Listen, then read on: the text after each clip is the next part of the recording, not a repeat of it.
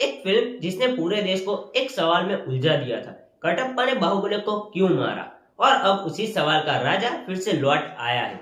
जी हाँ दोस्तों, अब ये पक्का कंफर्म हो चुका है कि बाहुबली की दोनों फिल्मों को मिलाकर एक नई एडिट के साथ एक नई फिल्म के रूप में 31 अक्टूबर 2025 को पूरी दुनिया के थिएटर में फिर से रिलीज किया जाएगा। नाम रखा गया है बाहुबली द एपिक। और ये सिर्फ एक दोबारा रिलीज नहीं, ये है एक महाकाव्य का पुनर्जन्म। 2015 में जब बाहुबली द बिगिनिंग आई थी, लोग सीट छोड़कर खड़े हो गए थे।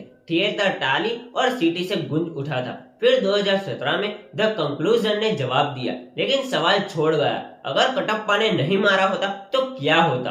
और अब 2025 में 10 साल बाद राजा मौली ने इन दोनों हिस्सों को मिलाकर बनाया है एक पूरा महागाथा। कोई पार्ट नहीं, कोई इंतजार नहीं, बस शुरुआत से अंत तक एक ही सांस में पूरा सफर। अब सवाल उठता है, क्या इसमें कुछ नया जोड़ा गया है? क्या क्लाइमैक्स को और टाइट किया गया है, या फिर छुपा है कोई ऐसा ट्विस्ट जो अब तक किसी ने नहीं देखा? राणा दग्गुबाती ने खुद कहा है, इस फिल्म में क्या नया है सिर्फ राजा मौली ही जानते हैं। और भाई, राजा मौली जब चुप रहते हैं तो समझ लो कुछ बड़ा होने वाला है।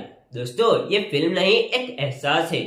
शिवगामी की गरजती हुई आवाज, देवसेना की आंखों में जलता गुस्सा, और वो पल जब बाहुबली कहता है, जब तक तुम मेरे साथ हो बल्लाल देव, मुझे मारने वाला पैदा नहीं हुआ। अब वो सब फिर से बड़े पर्दे पर लौट रहा है, इस बार एक ही सांस में। तो दोस्तों, अगर तुम भी महिष्मति के सच्चे नागरिक हो तो 31 अक्टूबर को तैयार हो जाओ बाहुबली द एपिक को फिर से थिएटर में जीने के लिए। ये सिर्फ एक फिल्म नहीं, यह मौका है अपनी यादों से मिलने का, अपने जुनून को दोबारा जगाने का। तो कमेंट करो बाहुबली द एपिक। और अगर ऐसे फिल्म और फीलिंग वाली रिव्यूज चाहिए तो अभी का अभी सब्सक्राइब करो फिल्मी बंदा।